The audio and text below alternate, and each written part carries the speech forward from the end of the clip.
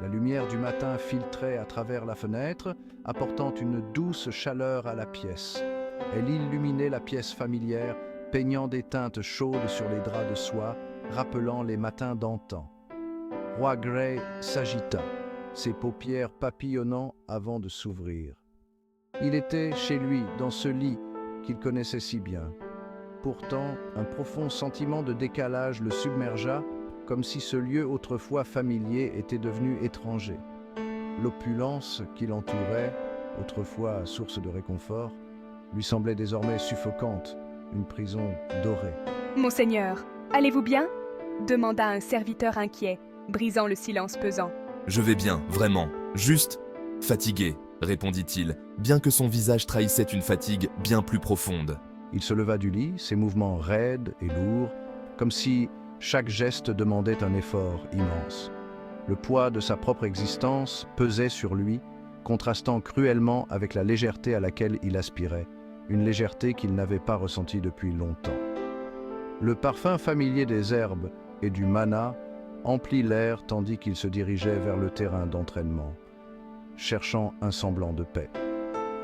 Deux jeunes apprentis, le visage illuminé d'un enthousiasme juvénile, le saluèrent avec un respect frisant la révérence, leurs yeux brillants d'admiration.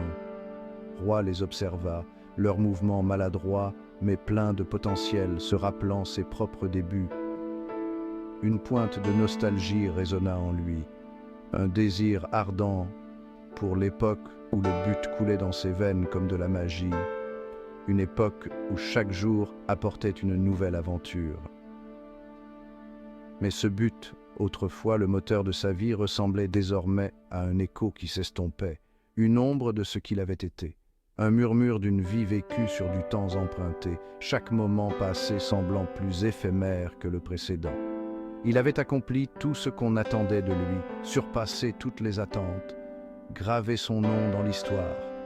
Pourtant, un vide subsistait, un vide qu'aucun succès ne pouvait combler, une quête sans fin pour un sens plus profond. La séance d'entraînement était floue. Les jeunes guerriers s'entraînaient avec une intensité palpable, leurs mouvements rapides et précis, mais pour Roi, tout semblait se dérouler au ralenti. Roi suivait les mouvements, corrigeant les postures et prodiguant des conseils. Ses paroles étaient sages et ses corrections précises, mais son esprit était ailleurs, préoccupé par des pensées plus profondes. Son cœur, cependant, était ailleurs, perdu dans un océan de contemplation. Il se demandait si les choix qu'il avait faits étaient les bons, si les sacrifices qu'il avait consentis en valèrent la peine. Des murmures de sa rencontre imminente avec Marlorn, son plus vieil ami et confident, résonnaient dans son esprit. Marlorn, qui avait toujours été une voix de raison et de sagesse, allait peut-être apporter des réponses aux questions qui tourmentèrent Roi. Cette pensée lui envoya un frisson d'anxiété, un nœud se serra dans sa poitrine. Il savait que cette rencontre pourrait changer le cours de sa vie, et cette incertitude le rendait nerveux. Il savait, depuis un certain temps déjà, que ce jour viendrait. Le jour où il devrait faire face à des vérités qu'il avait longtemps évitées, des vérités qui pourraient bouleverser son existence. Le jour où il devrait enfin affronter la vérité qui bouillonnait en lui, une vérité qui le poussait à remettre en question tout ce qu'il avait construit, tout ce qu'il avait cru être son destin. La vérité que son chemin se trouvait ailleurs, au-delà de la cage dorée de sa vie actuelle. Il rêvait d'un monde où il pourrait être libre, où il pourrait suivre son propre chemin sans les contraintes de ses responsabilités royales. Ses responsabilités, autrefois source de fierté, lui semblaient désormais des chaînes le liant à un destin qu'il ne désirait plus. Chaque décision, chaque action était un rappel constant de ce qu'il avait perdu. Les apprentis se dispersèrent, leur énergie juvénile contrastant avec la lassitude qui s'accrochait à Roi comme un linceul. Il les regarda partir, envieux de leur insouciance et de leur liberté. Il prit congé, cherchant la solitude dans le calme de son bureau. Là, Il espérait trouver un moment de paix, un répit dans le tourbillon de ses pensées. Des tomes anciens tapissaient les étagères, leurs couvertures en cuir usées par le temps et l'usage. Chaque livre était un trésor de connaissances, une fenêtre sur des mondes passés et des sagesses oubliées. Chaque livre contenait un monde de connaissances, un témoignage de sa quête de la maîtrise tout au long de sa vie. Il avait passé des années à étudier, à apprendre, à chercher des réponses dans ces pages anciennes.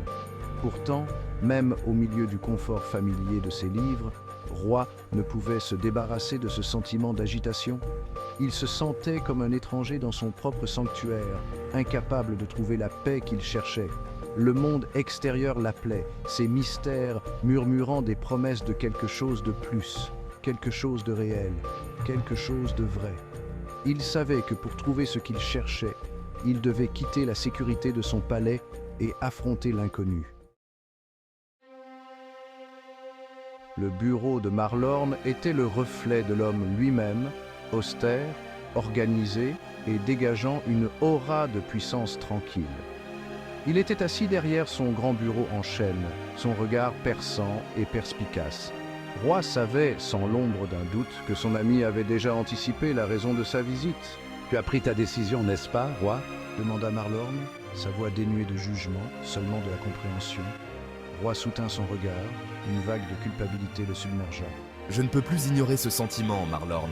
Le besoin de quelque chose de plus, il me consume. Les mots flottaient en l'air, lourds de sens, la confession d'une vérité longtemps étouffée. Marlorn écouta patiemment, son silence témoignant de leurs années d'amitié. Il comprenait le poids de la décision de Roy, les implications qu'elle avait pour leurs deux vies. Alors vas-y, ne laisse pas le devoir et les obligations éteindre le feu qui brûle encore en toi. Nande, ande. En quittant le bureau de Marlorn, j'ai ressenti un étrange mélange de libération et d'appréhension.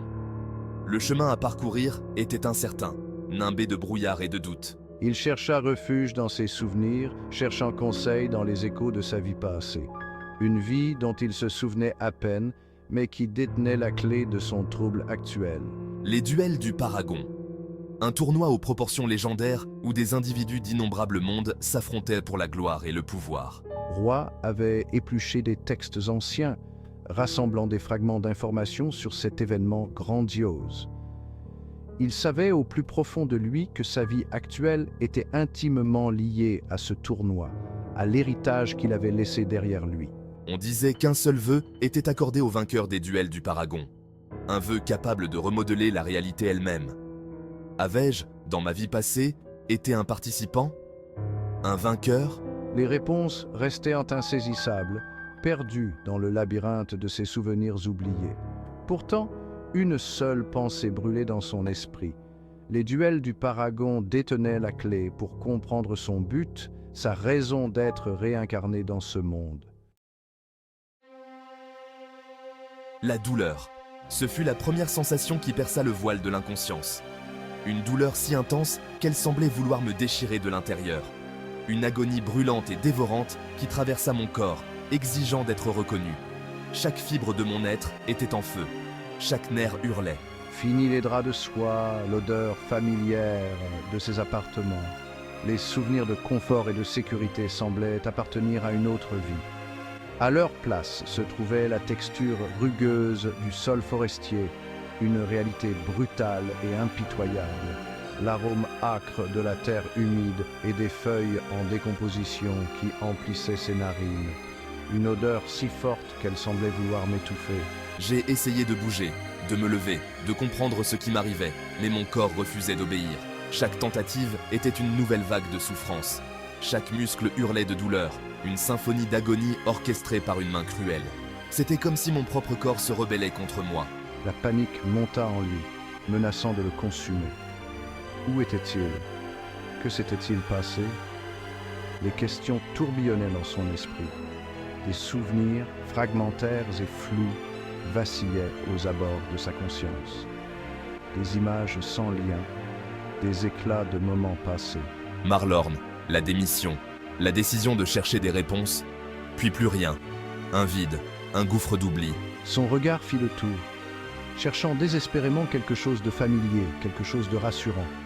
Mais tout était étranger, hostile. Des arbres imposants, leurs branches chargées de créatures invisibles, l'entouraient. Des ombres mouvantes, des bruits inquiétants. L'air vibrait des bruits de la forêt, une cacophonie de gazouillis, de grognements et de feuilles qui bruissaient. Une symphonie sauvage et indomptée. Ce n'était pas une forêt ordinaire. Il y avait quelque chose de plus, quelque chose de magique. C'était un lieu d'énergie primale, de magie sauvage. C'était différent. Un endroit où les lois de la nature semblaient réécrites. Ce n'était pas le monde que je connaissais. C'était un monde nouveau, étrange et terrifiant, où chaque pas pouvait être le dernier.